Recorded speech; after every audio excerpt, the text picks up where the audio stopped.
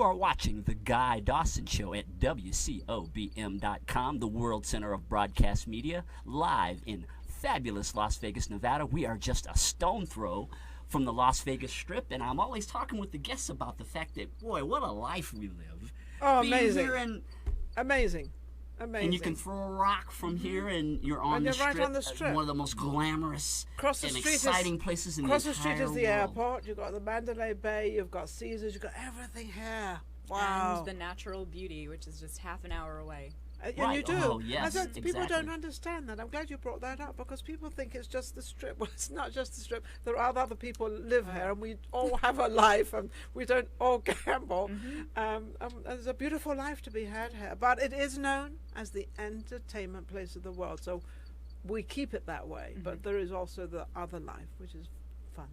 And the WCOBM is really incorporating a lot of entertainment-oriented people like yourself, Yes, and yes. what a platform. It's the most incredible platform that Gene Woods has done, and also Michelle Davis have done. They collaborated and put this together, but they're also, and I've got to shut this out because they're also opening up at Hollywood and Vine, and literally I saw pictures Hollywood of that yesterday. and Vine, and I know it very, very well down there.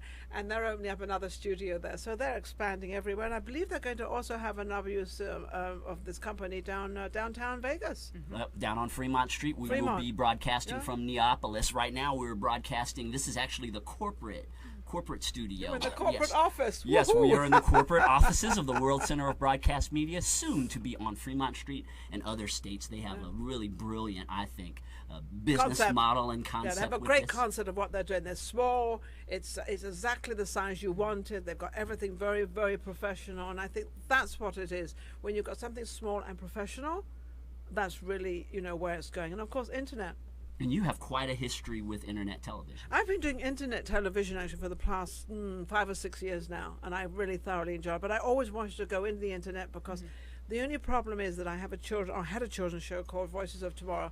I did that through the television, which meant I could record it and then check it through because I didn't want the children to actually say something that I didn't want out there. So it had to be kind of, I had to be careful because I don't want to hurt them. I want to make sure they're on the right track.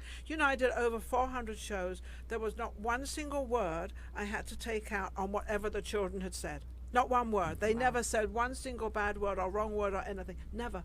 Amazing. The kids are marvelous. I still love you all. People really underestimate how respectful teenagers. I know you did a lot of things with teenagers. Yes, a lot of things with teenagers. I even opened up a foundation.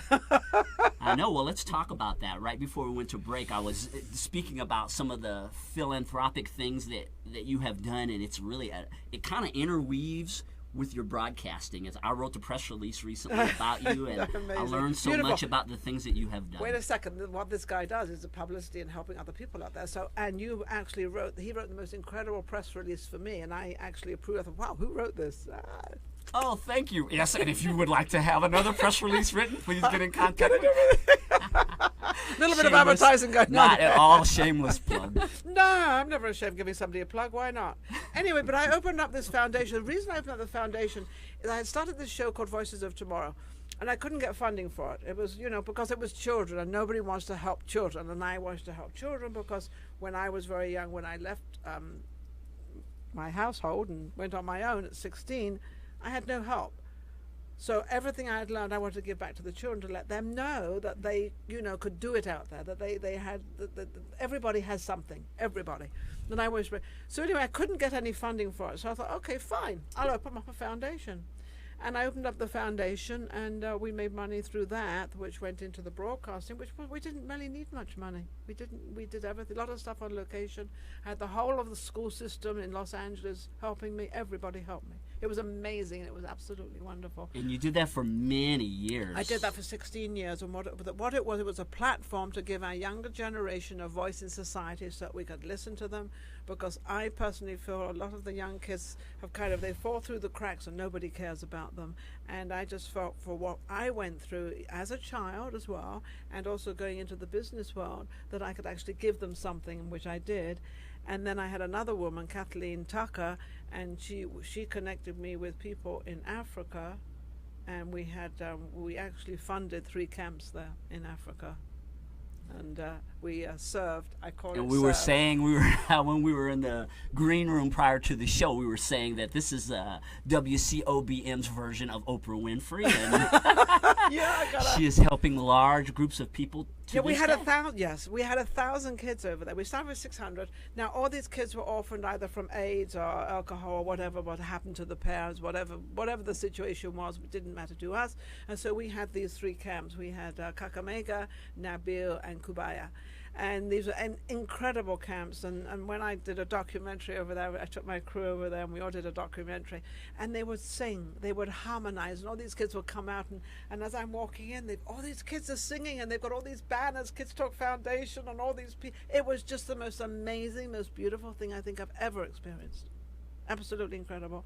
But they were trying to give back to us, to the company, what we had given them, and this is their way of doing it, and it was just beautiful. They danced and everything. It's beautiful. You have experienced a phenomenal amount of success over the course of your life as an investor, as a broadcaster. One of the things that really stood out for me when you were interviewing me on your show last week was your thought process and your thinking, and inspiring other people is so important to you. Have you always been this way? Have you always had the type of mindset that you have, that there's nothing that I can't do? Well, obviously you've achieved a lot over the course of your life. I was just saying that on the, what goes on a break, we all kind of talk. And we were talking about, I was talking about how people don't like themselves, how we're, as a person, in the background somewhere, and we criticize ourselves. And I've never understood that. I've always been one of these people. And people always like to say, "Oh, Ninon, you can't do that." And I say, well, what? I don't see a big notice there, Ninon, you can't go there. I don't see that. So I never did see that. In fact, I was the total opposite. When I saw a challenge, that was a challenge to me. Okay, let's see what we can do. And I was a little tiny shrimp thing in England, and I was on these runways and doing this crazy stuff. I think I started out with, this is really funny. Oh, goodness. I started out on a scooter in England, which had a little side cart, and I was doing a promotion for Nivea cream. And I remember, and I was the driver, and I remember this other Nina Blanchard, she was my very good friend, and the two of us were doing this sort of thing that we got paid for, very minimal, by the way. I won't even mention what it was because it was so small. But we decided to do that. That was the beginning, actually, of my career of doing commercials and film and everything, because I was not the normal person driving a scooter. I was like 100 miles an hour going. Or driving a scooter. Yeah, I always blame my father on that, because my father was a crazy driver. He was a fast driver. Where did I get this speed from, my dad? And so I made a comedy thing out of this. And my little girlfriend, she edged me on as well. So between the two of us, it was like a comedy act. And in between, we were selling Nivea cream, or we were trying to. But we did sell a lot because we were so funny. So that was kind of, so I've always kind of thought, I've always stepped over the edge. And I've never been inhibited by what other people say. I don't know where. I got my security. If anybody out there will believe this, I was so shy. Anybody say hello to me, I would blush to the roots. I was just so shy. And I thought, well, I would put myself into places that I would be embarrassed in to get over being embarrassed. I did that all the time. Yeah, that's the best way to get it done. Yeah, and I got it done. And Yeah. and the runways. The Yes, runways were the same, going up Right. and down these runways, and all these people are looking at you. So and I was telling you in the break, my greatest thing on the runway was I smiled.